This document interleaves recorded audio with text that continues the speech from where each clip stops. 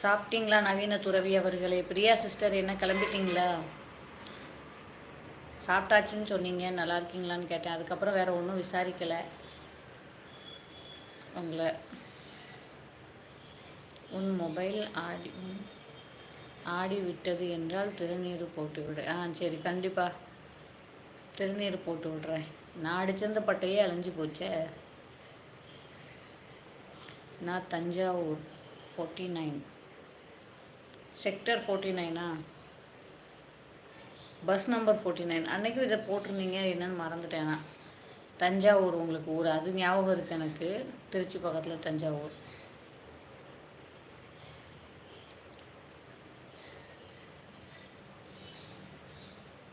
ஒரு பெயர் வைத்து கொள்ளுங்கள், உங்களுக்கு பிடித்த பெயரை. எனக்கு பிடிச்ச பெயரெல்லாம் ஒன்றும் இல்லை. இருக்கிறேன். ஓ, லைனில் தான் உட்காந்துருக்கியா? எனக்கு என் அப்பன் பழனி முருகனை தான் பிடிக்கும். பழனி ஆண்டவான்னு வச்சுக்கிடட்டுமா உங்கள் பேரை?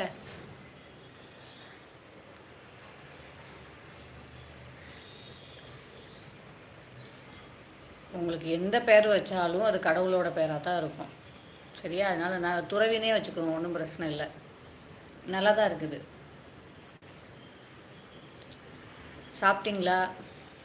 லைக் பண்ணிட்டீங்க போல இருக்குது. லைக் வந்திருக்குது எக்ஸ்ட்ராவா.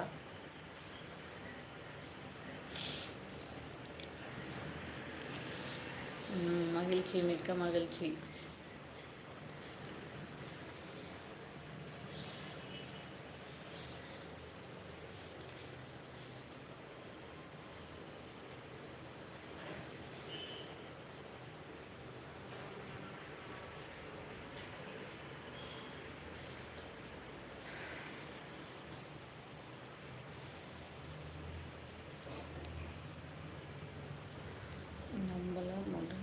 முடிஞ்சதை நாம் செய்வோம் சிஸ்டர்.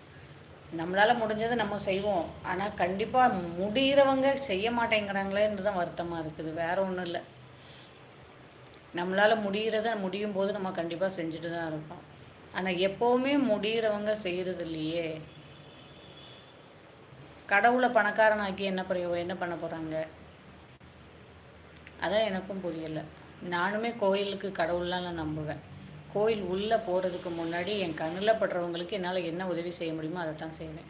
கோயில் உண்டியலெல்லாம் நான் காணிக்க போட மாட்டேன். நிஜமாக நான் கோயில் உண்டியலெல்லாம் காணிக்க போட மாட்டேன். கையெடுத்து கடவுளை நம்பி கும்பிட்டுட்டு வருவேன், அவ்வளோதான்.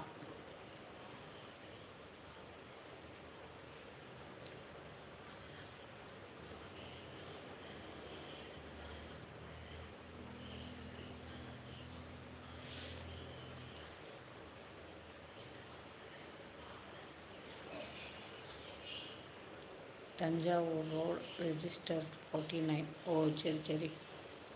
Register number 49.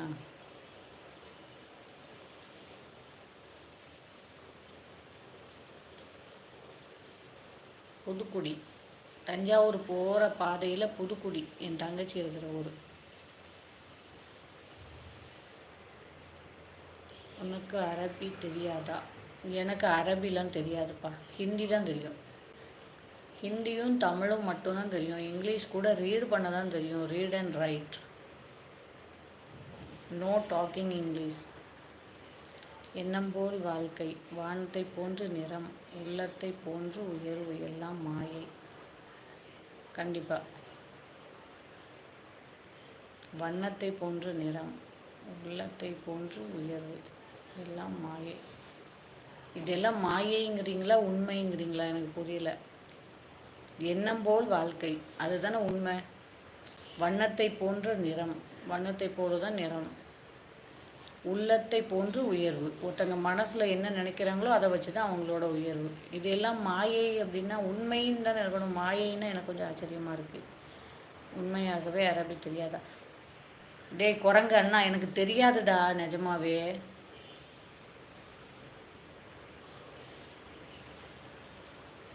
அவங்க சொல்லி புரிய வைக்க முடியலை.